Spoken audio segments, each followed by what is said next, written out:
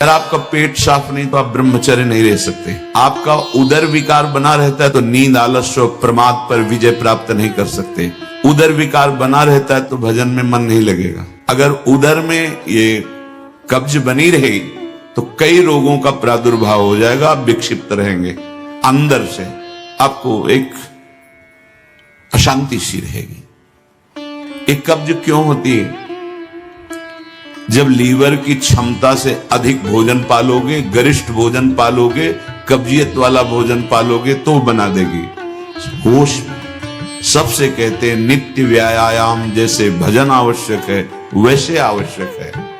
2-3 kilometre चलना अत्यंत आवश्यक है, चाहे आप उसे अंग्रेजी में ट्रेड मिल है, हाँ ट्रेड मिल, उसमें दौड़ लो, उसमें चल लो, या भैया यहां से छड़ी उठाओ, एक रफ्तार में दौड़ती हुई जाओ केसी घाट में, यमुना जी को प्रणाम किया, फिर दौड़ते चले आओ। 20 मिनट का कार्य है।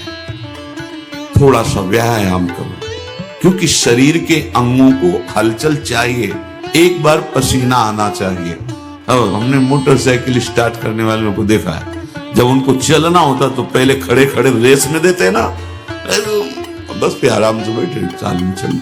एक बार 24 घंटे में इसको रेस में लाना है। अगर निद्रा पर विजय नहीं, प्रमाद पर विजय नहीं, तो साधना क्या करोगे? तमोगुण में फंसे रहो। अब पेट में कब्ज है तो घोर तमोगुण रहेगा, घोर तमोगुण।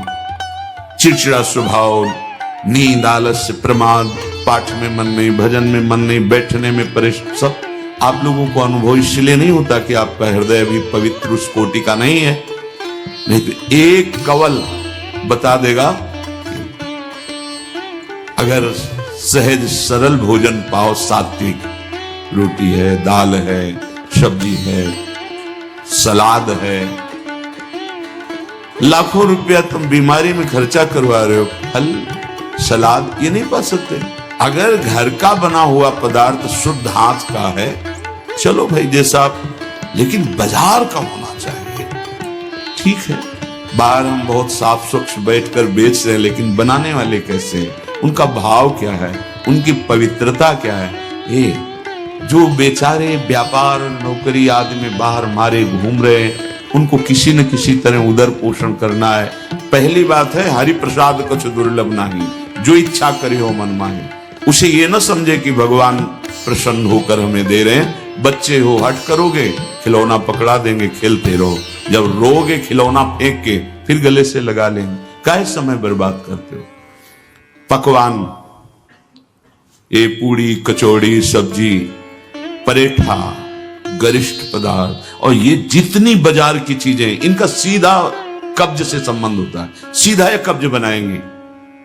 आप श्रम तो करते नहीं, घंटा 2 घंटा ऐसा श्रम, तो वो आपके अंग जो है उनमें पावर नहीं रह गया, और आप लादते चले जा रहे हैं। सब जरूर समय से खाना है। अगर आपको कब्ज हो रही तो छोड़ो, भोजन छोड़ो। अब ऐसी चीजें पाओ, पपीता है, फल है, आप कहोगे सत्संग बहुत जरूरी है ये, क्योंकि हम देख रहे हैं। कैसे भजन करोगे आप लोग? कैसे भजन करोगे जब आपका उदर साफ नहीं है? तो पहली बात, स्वादहीन भोजन आपको महापुरुषों के मार्ग में आगे बढ़ा देगा। स्वादिष्ट भोजन आगे कदम नहीं बढ़ने देगा। ये लिख लो आप कागज में। जिसका भजन में आगे उन्नति करनी है तो भोजन नीरस होना चाहिए, तो भजन सरस हो। अगर भोजन सरस तो लिख लो, वजन बढ़ेगा, भजन नहीं, वजन बढ़ेगा। बढ़ते चले जा रहे हैं, क्योंकि व्यायाम नहीं, किसी भी तरह की कोई ऐसी श्रम वाली क्रिया नहीं। पड़े रहना है तो बस सोने का मन करेगा, पड़े रहो। प्रार्थना है, अमूल्य जीवन है, अमूल्य कृपा हो गई है। इस रसेंद्री को संभालो। सब इंद्रियां तुम्हारे वश में हो, रसेंद्री वश में ना हो तो तुम जितेंद्री नहीं माने जाओगे। और एक इंद्री केवल रसेंद्री वश में हो, आप स्वाभाविक जितेंद्री हो जाएंगे। महापुरुषों ने भजन के लिए सर्वस्व त्याग किया है, और हम भोजन के लिए भजन का त्याग कर देते हैं, श्री जी के चिंतन का त्याग। देख लो, आप देख लो। और जितना भोजन आप पाते उससे आधा लेना है आपको। इतने बड़े महापुरुष भोजन की बात कर रहे, भगवान के युक्ताहार विहार से। तो आधा पेट भोजन गिन लो आप, अपनी रोटी और सब्जी और सब। ऐसे नहीं कि रोटी में तो गिन के चल रहा है लेकिन और अगले पदार्थ जो है वो नहीं। कमी नहीं है हमारे भगवान के दरबार में, और न संसार में पदार्थों की कमी है, लेकिन तुम में कमी हो जाएगी। तुम्हारा जीवन भजन विहीन हो जाएगा। मेरी प्रार्थना मान लो प्यारे, अगर जैसा आदेश हो रहा है ऐसा भोजन, तो भजन का नशा बढ़ने लगेगा। आप देखो तो अपने लोगों को तो जीवन का अनुभव यही रहा है। अगर आप ऐसे ही, तो कैसे भजन हो पाएगा? क्योंकि आपको तो अनुभव है नहीं कि इसका क्या प्रभाव पड़ रहा है। आप हंस खेल कर बात करके समय पार कर रहे हैं, इसलिए अगर आप अंतर्मुख हो तो एक कवल का प्रभाव बता देगा आपके चिंतन में कितना फर्क पड़ गया। आधा पेट ही भोजन करना है। आपके पास जितने भी बैठे हैं, अब तो व्यवस्था है जीवन। आप देखो तो बाल भोग पास हो, आप राजभोग पाओ, आप शयन भोग पाओ, थोड़ा थोड़ा ले लीजिए। भजन करना है, प्राणों का पोषण करना है, भजन करना है। तो आधो उदर अन्न सो भरे, ठीक। आधो में आधा जल और आधा छोड़ दे वायु के लिए। यहां जलवायु से तो मतलब नहीं है, पूरा यहां तक पूरा ऐसा। फिर कहेंगे एसिडिटी बन रही, कब्ज बन रही, भजन होगा। ये बहुत आवश्यक है, इसलिए हम इस विषय की चर्चा कर रहे हैं। आप लोग इस पर ध्यान दीजिए, नहीं दोगे तो आपका भजन नहीं बन पाएगा। और आगे सावधानी के लिए करें, आपको व्यायाम करना है। 10 मिनट कर लीजिए आप व्यायाम, और 2-3 किलोमीटर पैदल चलिए। उपासक का चेहरा अग्नि ज्योतिमय, ज्योतिमय। ऐसा नहीं कि वो सांवला रंग है तो खिल नहीं पा रहा, नहीं। ब्रह्मचर्य और नियम, ऐसे कमल के फूल का जैसा चेहरा हो जाता है, उसका खिल जाता है चेहरा। मुख प्रसन्न तन तेज विराजा, कीन्हिस रामचंद्र कर काजा। आधा अन्न और जो आधा बचा उसमें आधे में जल। 3 लीटर जल प्रत्येक शरीर को चाहिए ही चाहिए। उससे शरीर की गर्मी तेजाब लघु शंका से निकलती है और वो कब्ज तोड़ने में सहायक होता है।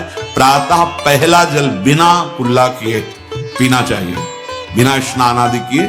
शौच के पहले जो हमें जाना है तो हम उसे नियम दिए, कम से कम 500 ग्राम, इसके ऊपर आप जितना ले सके जल, वो भी गुनगुना, मतलब थोड़ा अच्छा गर्म होना चाहिए कि आप आराम आराम से पी सकते हो, पर गर्म है।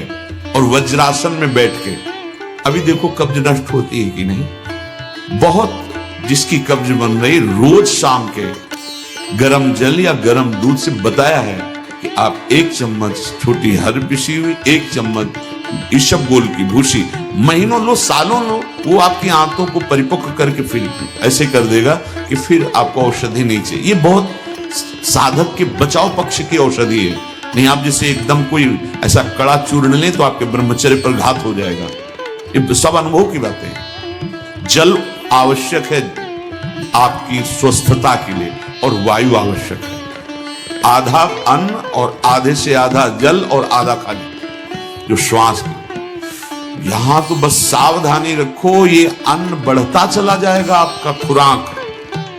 आपको पदार्थ और अच्छे अच्छे मिलेंगे क्योंकि आप भगवत प्राप्ति के मार्ग में चले हो, कोई कमी नहीं रहेगी। ये मत सोचो कि ये बर्बाद हो जाएगा, नहीं, तुम अपने बर्बाद होने को बचाओ। अगर एक दिन तुमने ज्यादा ले लिया, बच गया है तो, लेकिन आप अपने उदर में मत डालो। समझो हमारी बात।